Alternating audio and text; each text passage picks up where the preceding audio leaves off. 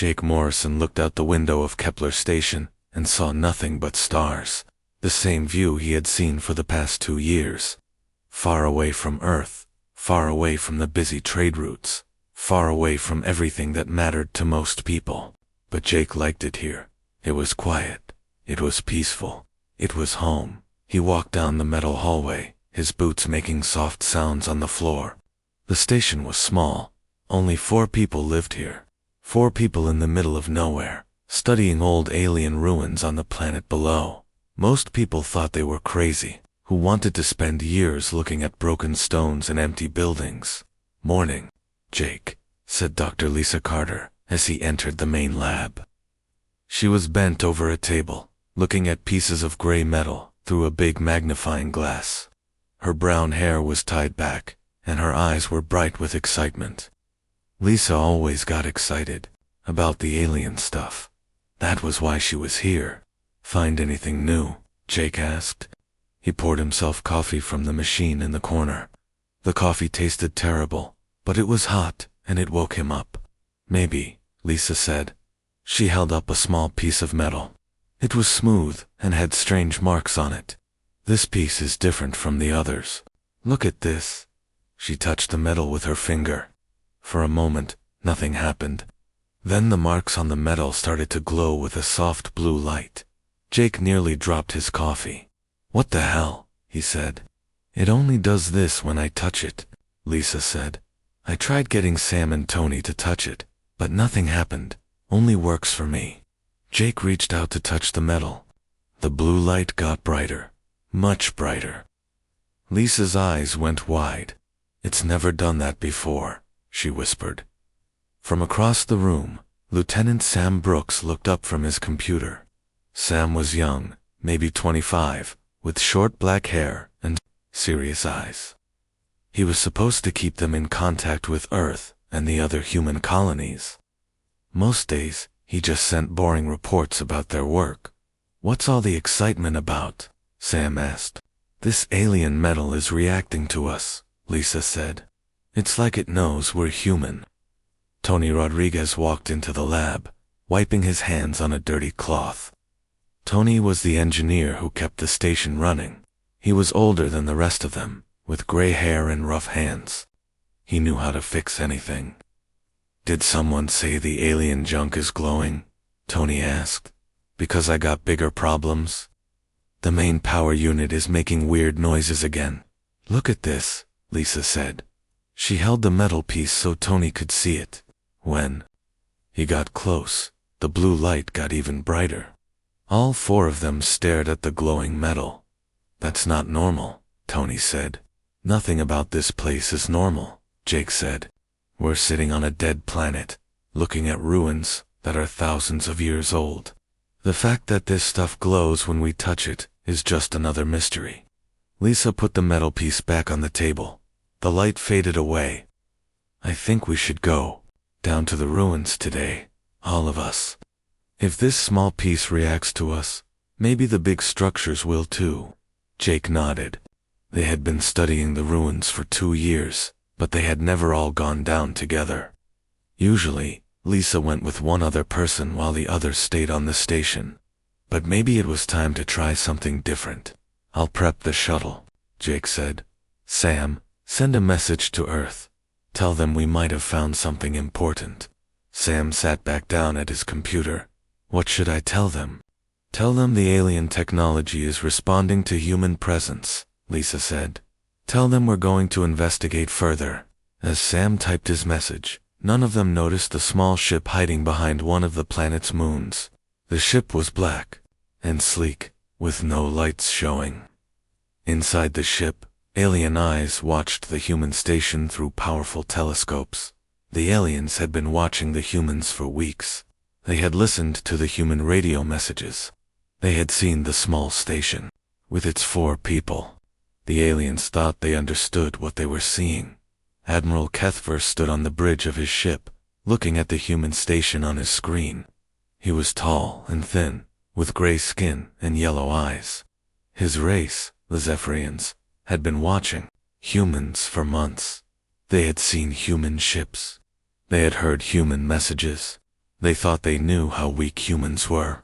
So this is their greatest military base, Kethver said to his officers. 4 humans, 1 small station. This is what they use to protect their territory. Yes, Admiral, said his second-in-command. Our spies have confirmed it. This is the strongest human military installation in this sector. Kethver laughed. It was a cold sound. Humans are even weaker than we thought. For soldiers to guard an entire region of space, this will be easy. The truth was that the Zephyrians had made a big mistake. They had been watching human civilian ships and research stations. They had never seen a real human military base. They thought Kepler Station, with its 4 scientists, was the best humanity could do. Call the fleet, Kethver ordered. Tell them we attack tomorrow. We will destroy this human base and show the galaxy how weak they are. When other races see how easily we crush their strongest military force, they will surrender without a fight. His officers rushed to follow his orders. Within hours, 12 Zephyrian warships were moving toward Kepler Station.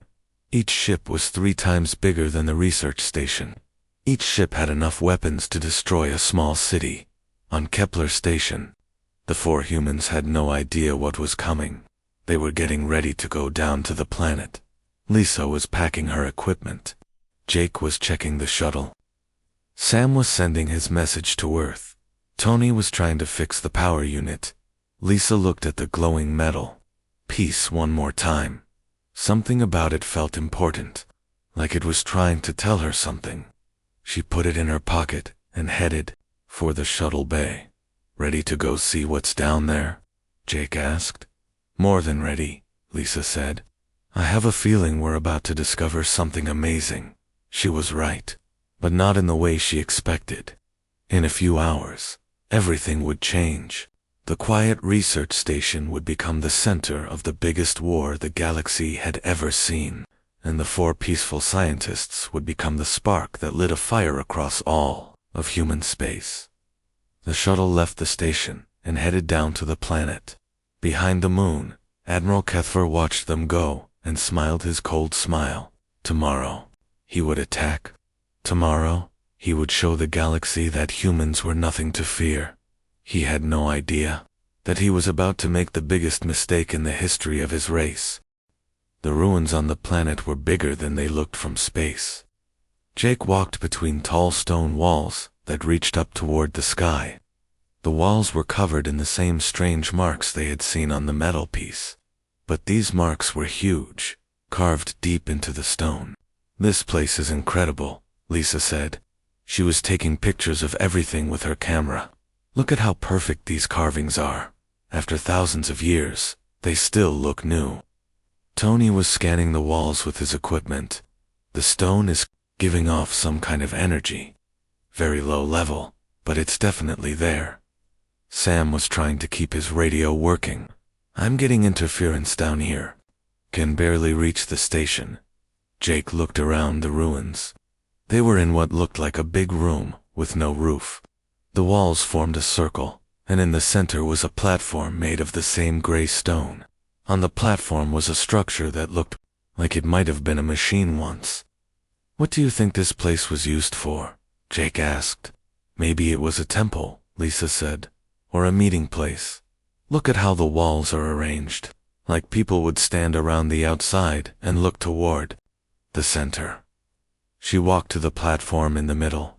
As soon as her feet touched the stone, the marks on the walls began to glow, the same blue light they had seen on the metal piece, but much brighter. Lisa, get back, Jake said.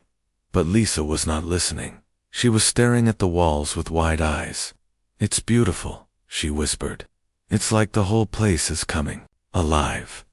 The glow got brighter. Now all the marks on all the walls were shining with blue light. Tony's equipment started beeping loudly. Energy levels are going crazy, he said. I've never seen readings like this. Sam was trying to call the station. Kepler Station. This is the landing team. We're seeing some unusual activity down here. Please respond. No answer came from the station. Sam tried again. Still nothing. That's weird, Sam said. The station should be able to hear us. Jake felt worried. Try again. Use the emergency frequency. Sam switched to the emergency channel. Kepler Station. This is Lieutenant Brooks. Please respond immediately. This time a voice came through the radio, but it was not from the station. It was Captain Ryan Kelly, the pilot of the station's one defense shuttle. Landing team, this is Kelly. Get back to the station now. We have multiple bogies incoming. Repeat, we have incoming hostiles. Jake's blood went cold. How many ships? 12, maybe more. They're big, Jake, really big. The blue light from the walls was getting brighter.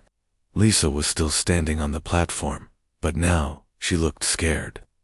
We need to go, Jake said. Now, they ran back to their shuttle. Jake started the engines while the others strapped in. As they lifted off from the planet, they could see Kepler Station in the distance. Around the station, 12 black ships were moving into position. Those are not human ships, Tony said. No kidding, Jake said. He pushed the shuttle's engines as hard as they would go. Sam tried to raise the station again. Sam was already working on it. Kepler Station, this is the landing team. We're coming back. Hold on. A new voice came through the radio. It was cold and strange. Not human. Humans of Kepler Station, you are surrounded. Surrender now, and your deaths will be quick. Jake felt his heart pounding. Who the hell is that? That's Admiral Kethfer, the voice continued. You have built your military base in Zephyrian space. This is an act of war. You will be destroyed as an example to other humans. On the station, the 4 people who had stayed behind were getting ready to fight, but they were scientists and engineers, not soldiers. They had one small defense shuttle and some basic weapons. The Zephyrians had 12 warships. Captain Kelly was in the shuttle, trying to get into position to defend the station. This is insane, he said into his radio. We're a research station. We don't have any weapons worth talking about. The Zephyrian ships opened fire. Bright beams of energy hit the station's shields. The shields were only meant to protect against space rocks and radiation. They lasted about 10 seconds against the alien weapons. Jake watched from his shuttle as the station's shields failed. No, he whispered. The first energy beam hit the station's main hull. Metal twisted and melted. Air began leaking out into space. Emergency stations, came a voice over the radio. Jake recognized it as Commander Hayes, the station's second in command. All personnel to escape pods. This is not a drill. Jake's shuttle was still too far away to help. All he could do was watch as the aliens destroyed his home. Captain Kelly tried to fight back. His small shuttle had 2 laser cannons. He fired at the nearest alien ship. The lasers hit the alien hull but did no damage. The alien ship turned toward him. Kelly, get out of there, Jake said into his radio. Not happening, Kelly replied. Someone has to give the station time to get that message out. Jake saw one of the alien ships fire at Kelly's shuttle. The shuttle exploded in a ball of fire. Kelly was gone. On the station, Lieutenant Brooks was trying to send out a distress call. His hands were shaking as he typed the message. The station was shaking around him as more alien weapons hit it. To all human ships and stations, he said. Into his microphone. This is Kepler Station. We are under attack by alien forces. 12 ships, unknown class. They say they are Zephyrians. They think we are a military base. We are not. We are scientists. We are being destroyed. Please, if anyone can hear this. We need help. The station shook again. Brooks could hear metal breaking somewhere in the distance. The lights flickered. I'm going to try something, he said to himself. Lisa had left some of her equipment connected to the communications system. Equipment that had been studying the alien technology. Brooks did not understand how it worked, but he knew it made their signals stronger. He activated Lisa's equipment. The alien metal pieces in the lab started glowing. The communication system began working better than it ever had before. "This is Lieutenant Sam Brooks of Kepler Station," he said. "We are under attack. I repeat, we are under attack. They came for us thinking we were alone. If anyone can hear this, please help us. Please remember us." The message went out into space, but it did not just go to the nearest human colonies. The alien technology boosted the signal and sent it everywhere, to every human ship, to every human station, to every human colony across hundreds of light years. And the signal carried more than just words. It carried the fear and hope and determination of the people on Kepler Station. It carried the sound of the station dying. It carried the last words of 4 scientists who had just wanted to study old ruins. Jake's shuttle finally reached the station, but it was too late. The station was breaking apart. Pieces of metal were floating in space. The aliens had stopped firing. There was nothing left to shoot at. "Sam," Jake called into his radio. "Sam, can you hear me?" No answer. The station was dead. Jake looked at the alien ships. They were moving away, heading back to wherever they came from. To them, this had been a successful mission. They had destroyed what they thought was humanity's strongest military base. But they had made a mistake, a big mistake. The message from Kepler Station was spreading across human space, and humans were listening. Humans were getting angry. In the ruins down on the planet, the stone walls were still glowing with blue light. The ancient alien technology was still active. It was doing something the Zephyrians did not understand. It was connecting every human in the galaxy. And they were all hearing the same message. The message from Lieutenant Sam Brooks. The message from 4 people who had died alone in the dark, far from home. Jake sat in his shuttle, looking at the wreckage of his home. Lisa and Tony and Sam were gone. The station was gone. Everything was gone. But the message was still spreading, and across human space, something was beginning to happen. Something the Zephyrians had never seen before. Something that would change everything. Humanity was waking up, and they were angry. The message from Kepler Station reached the mining colony on Titan first. The miners were deep underground, pulling metals from the moon's rocky core. When the communication system started screaming the emergency signal, they all stopped working. "This is Lieutenant Sam Brooks of Kepler Station. We are under attack. I repeat, we are under attack." The miners stood in the tunnels, listening to the voice of a man who was dying. They could hear explosions in the background. They could hear the fear in his voice. "They came for us thinking we were alone," the message continued. "If anyone can hear this, please help us. Please remember us." Then the signal went quiet. The miners looked at each other in the dim light of their work lamps. They had never heard of Kepler Station. They did not know who Sam Brooks was, but they knew he was human, and someone had killed him. The same thing was happening all across human space. On Earth, in the busy cities and quiet farms, people stopped what they were doing to listen. On the space stations that orbited the gas giants, workers put down their tools.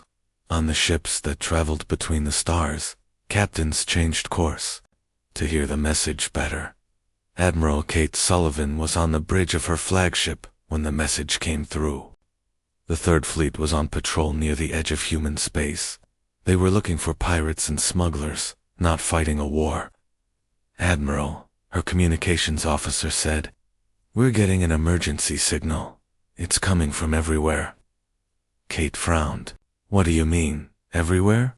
"I mean the signal is reaching us from every direction. It's like someone is broadcasting it from 1,000 different places at once."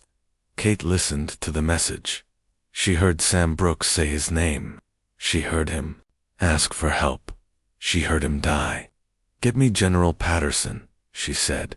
"Now." General Mike Patterson was at the Colonial Defense Headquarters on Mars. He was in a meeting with other officers when his aide burst through the door. "Sir, you need to hear this." The aide turned on the communication system.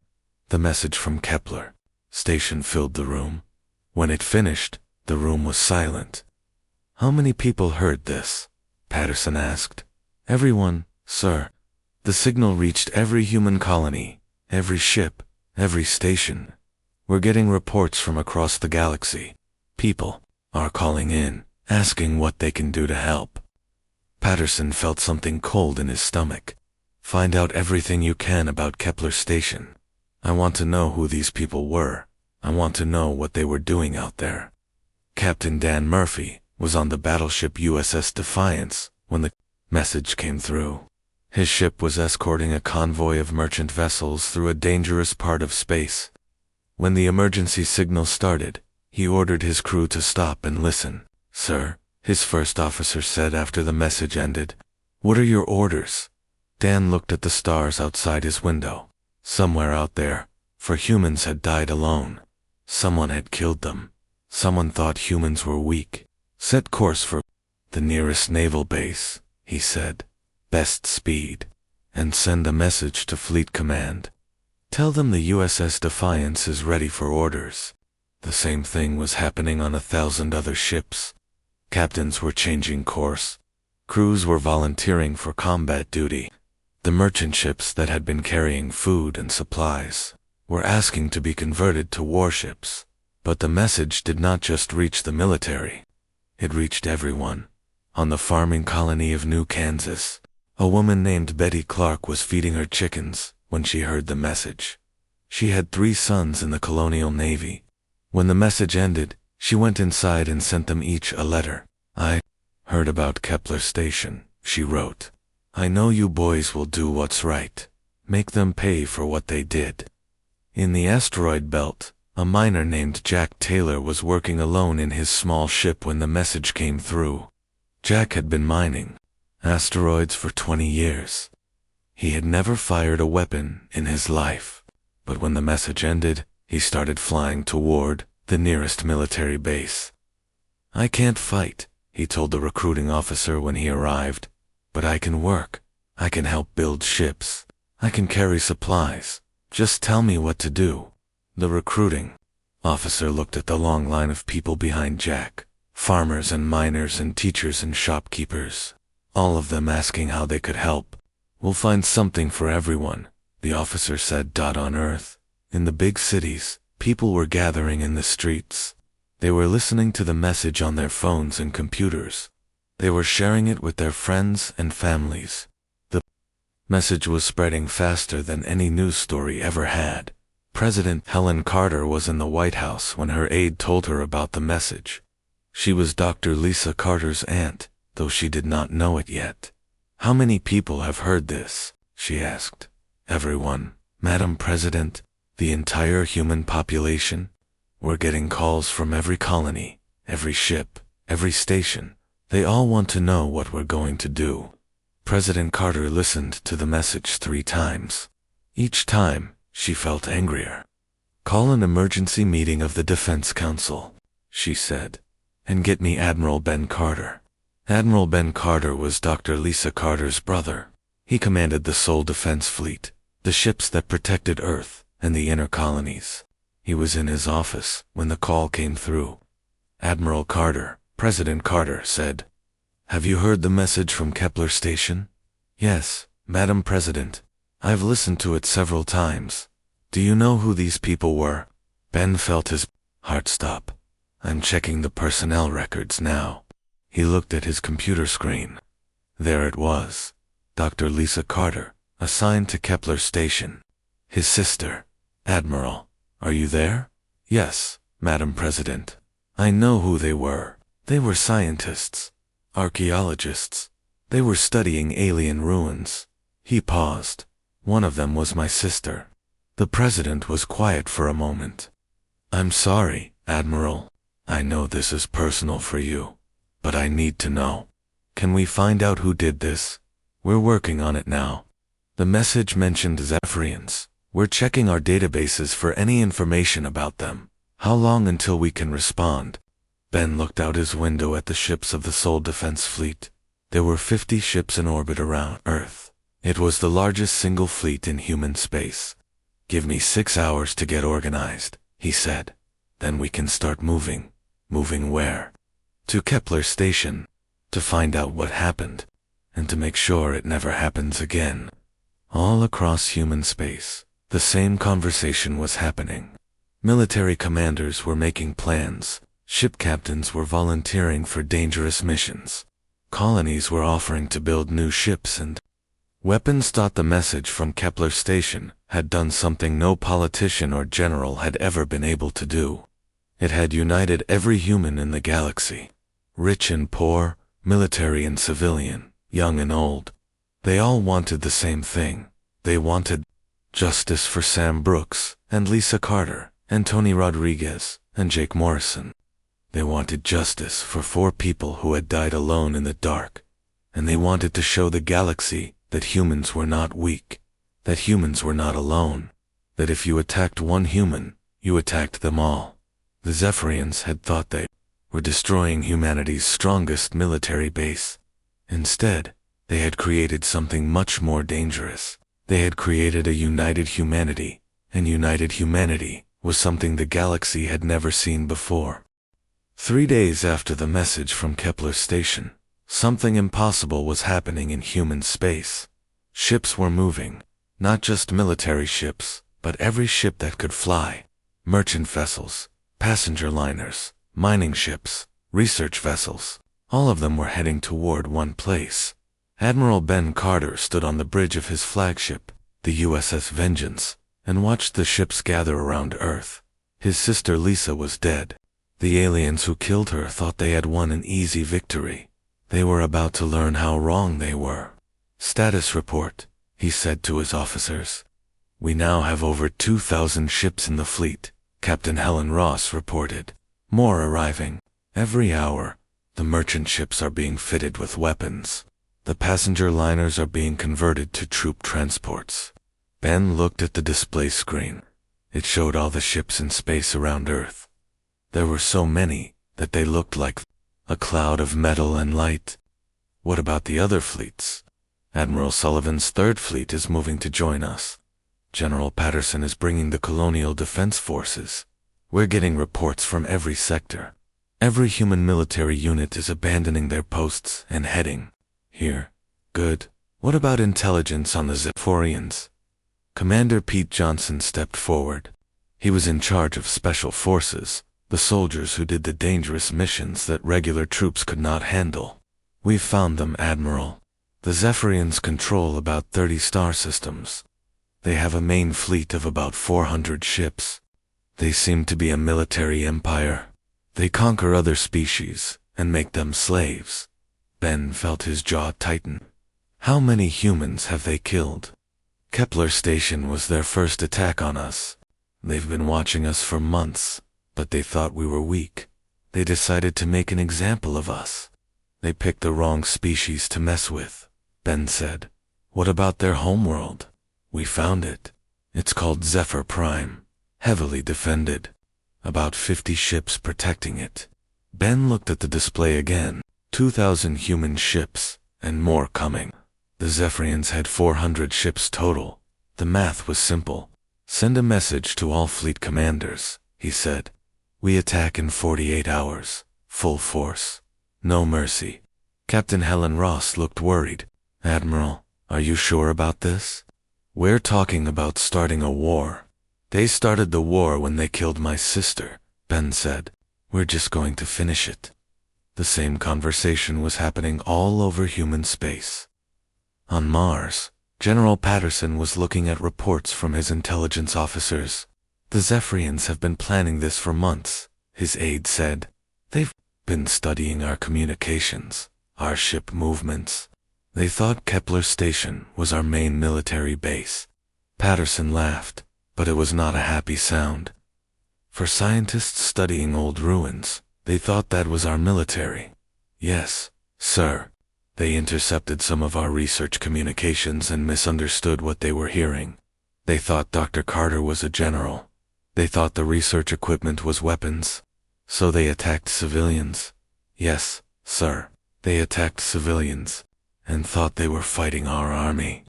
Patterson stood up and walked to the window. Outside, he could see ships landing and taking off. Soldiers were loading equipment. Weapons were being moved. The entire human military was getting ready for war. "How many ships do we have now?" he asked. "Over 5,000, sir, and more coming. We've never had a fleet this big. We've never needed one," Patterson said. "Send a message to all commanders. Tell them we're going to show the galaxy what happens when you attack human civilians." On the space station orbiting Jupiter, Captain Alex Morgan was getting his ship ready for the longest journey of his life. The USS Defiance had been patrolling the outer system when the message came through. Now they were heading toward the largest fleet in human history. "Captain," his communications officer said, "we're getting a message from Admiral Carter. Put it through." Admiral Carter's face appeared on the screen. He looked tired, but his eyes were full of anger. "All ship commanders," he said, "I want you to understand what we're about to do. We're not just going to attack the Zephyrians, we're going to destroy them completely. They killed 4 innocent people. They thought humans were weak. They thought we would not fight back." The Admiral paused. "They were wrong. We are not weak. We are not alone. When they attacked Kepler Station, they attacked every human in the galaxy. And now, every human in the galaxy is going to respond." Alex felt his heart beating faster. He had been in the Navy for 15 years. He had never seen anything like this. "The fleet will jump to hyperspace in 36 hours, the Admiral continued. "We will arrive at Kepler Station first. Then we will find every Zephyrian ship and destroy it. Then we will go to their homeworld and make sure they never attack anyone again." The message ended. Alex looked at his crew. They were all staring at the screen. "You heard the man," Alex said. "Get this ship ready for war." All across human space, the same thing was happening. Ships were being loaded with weapons and supplies. Soldiers were saying goodbye to their families. Engineers were working around the clock to build more ships. But it was not just the military. Civilians were helping too. Factories that had been making cars and computers were now making weapons and ammunition. Farms were sending food to the fleet. Miners were providing metal for new ships. On the colony of New Hope, a woman named Mary Johnson was working in a factory that made communication equipment. When the message from Kepler Station came through, the factory changed what it was making. Now they were building targeting systems for warships. "My son is on one of those ships," Mary said to her coworker. "I want to make sure he has the best equipment we can give him." Her coworker nodded. "My husband is going too. They're all going. Every ship, every soldier, every pilot. All of them." "Good," Mary said. "Those aliens killed our people. They thought we would be scared. They thought we would hide. They don't understand humans at all." The fleet kept growing. Every day, more ships arrived. Military vessels, merchant ships, even some civilian craft that had been converted to carry weapons. The space around Earth was filled with thousands of ships. Admiral Carter walked through the shipyards, looking at the work being done. Welders were adding armor plating to merchant vessels. Technicians were installing weapons on passenger liners. Everyone was working as fast as they could. "Admiral," Captain Ross said, "we just got a report from our scouts. The Zephyrians are moving their fleet. They're gathering at their homeworld." "How many ships?" "All of them. About 400. They're waiting for us." Ben smiled. It was not a nice smile. 400 ships. They think that's enough. "Sir, we now have over 8,000 ships in the fleet. More arriving every hour. 8,000. Ben looked up at the stars.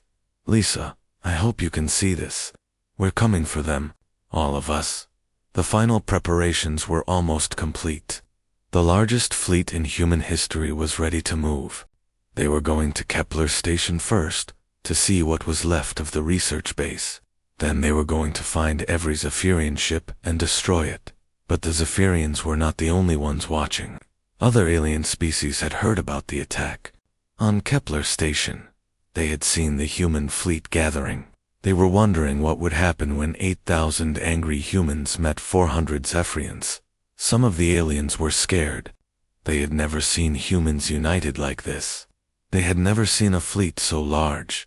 Others were curious. They wanted to see what humans could do when they were really angry. All of them were about to find out. The fleet was ready. The time for talking was over. In 12 hours, they would jump to hyperspace and head for Kepler Station. The Zephyrians had wanted to see human military power. They were about to get their wish. The space around Kepler Station was quiet. The wreckage of the research base floated in the dark, twisted pieces of metal that had once been home to 4 humans. The Zephyrian attack fleet was still there, 12 ships waiting to see if any humans would come to investigate. Admiral Kethver was pleased with himself. The attack had gone perfectly. The human military base had been destroyed easily. No human ships had come to help. It proved that humans were as weak as he had thought. Any sign of human reinforcements? He asked his officers. No, Admiral. Our long-range sensors show nothing. The humans are not coming. Kethver nodded.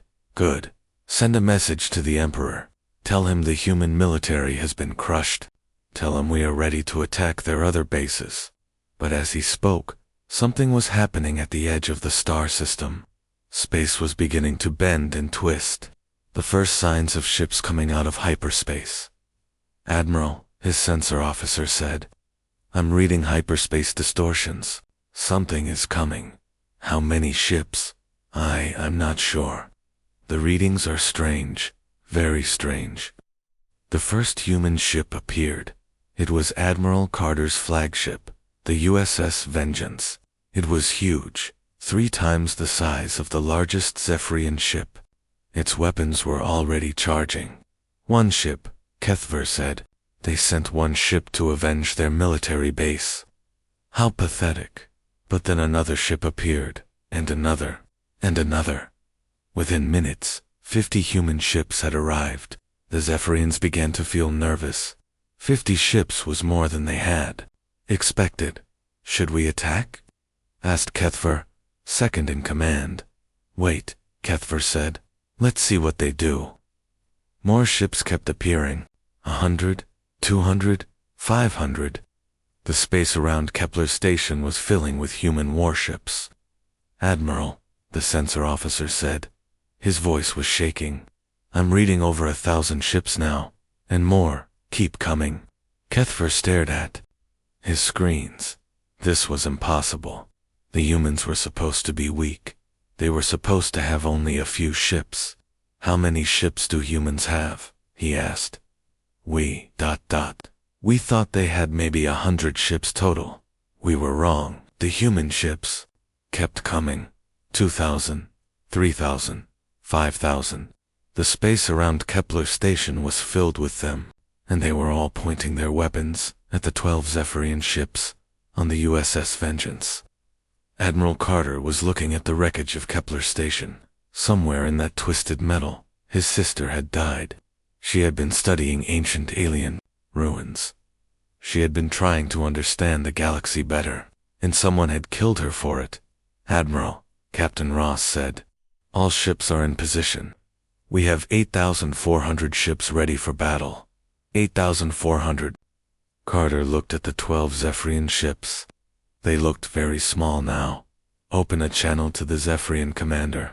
Kethver's face appeared on the screen. He was trying to look brave, but Carter could see the fear in his eyes. I am Admiral Ben Carter of the Human Colonial Navy, Carter said. You attacked a civilian research station. You killed 4 innocent people. You thought you were fighting our military. Kethver tried to speak, but Carter continued.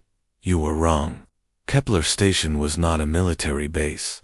It was for scientists, studying old ruins, for people who never hurt anyone, and you murdered them.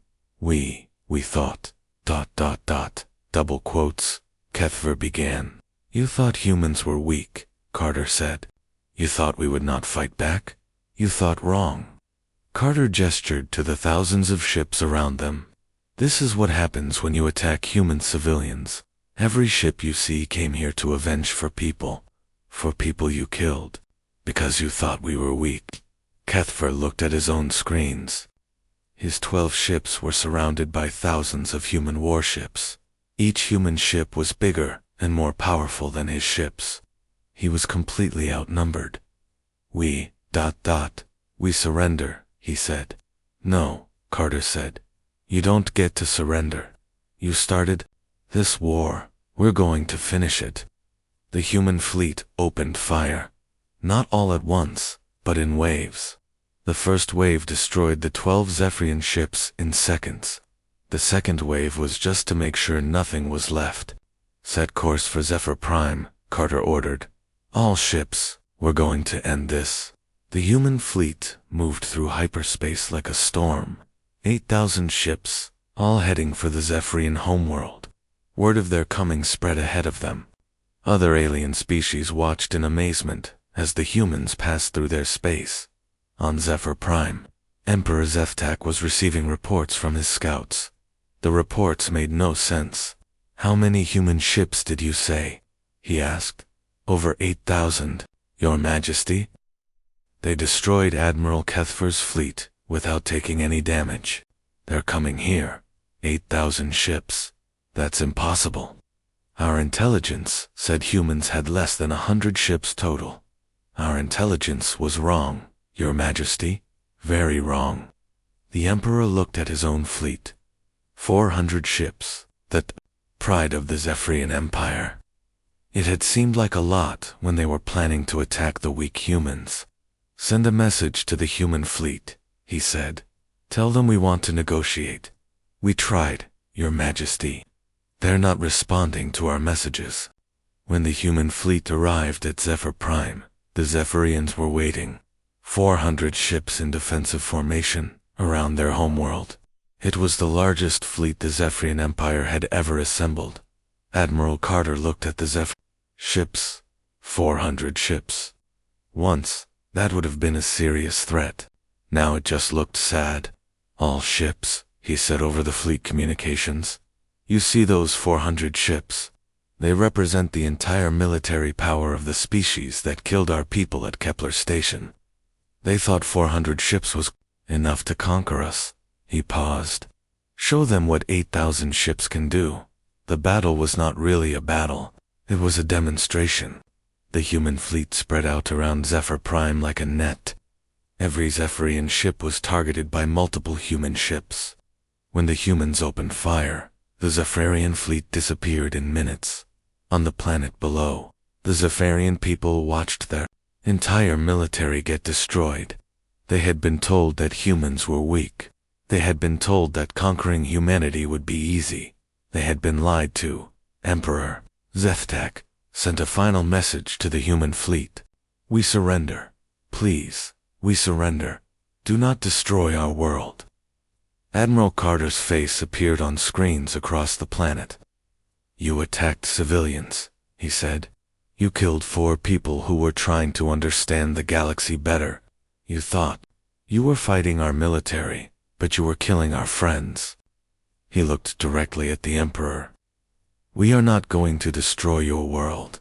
We are not like you. We don't kill civilians. But your military is finished. Your empire is finished.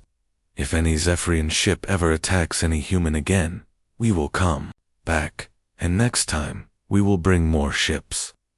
The Emperor looked at his advisors. How many more ships could they possibly have?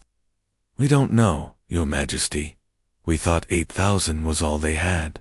But they keep surprising us. The truth was that the humans had surprised themselves. They had built the largest fleet in galactic history just to avenge for people. They had united every human in the galaxy for one purpose, and it had worked. The war was over. The Zephyrian Empire surrendered completely. Their military was destroyed. Their ships were captured or destroyed. Their dreams of conquest were finished. But the humans did not stop there. They sent messages to every species in the galaxy. The message was simple. We are humans. We are peaceful. We want to be friends. But if you attack our civilians, if you hurt our people, we will respond. And we will respond with everything we have. The message was heard across the galaxy. Other Species looked at what had happened to the Zephyrians. 8,000 ships had appeared to avenge 4 people. The aliens began to understand something important about humans. Humans were not weak. They were not alone, and they protected their own. At Kepler Station, a memorial was built where the research base had been. It was made of the same stone as the alien ruins on the planet below. The names of the 4 people who had died were carved into the stone. Dr. Lisa Carter, Commander Jake Morrison, Lieutenant Sam Brooks, and Chief Engineer Tony Rodriguez. Below their names was a simple message. They came for us thinking we were alone. They were wrong. The memorial was visited by thousands of people, soldiers and civilians, humans and aliens. They all came to remember the 4 people whose deaths had changed the galaxy, and in the ruins on the planet below. The ancient alien technology still glowed with blue light. The species that had built it were long gone, but their gift remained. A network that connected all humans when they needed it most. The galaxy had learned a lesson. Humans were not the strongest species. They were not the most advanced, but they were united. And when you attacked one human, you attacked them all. The Zephyrians had wanted to see human military power. They had gotten their wish. 8 ships had come to answer their attack on a small research station. 8,000 ships for 4 people that galaxy would remember.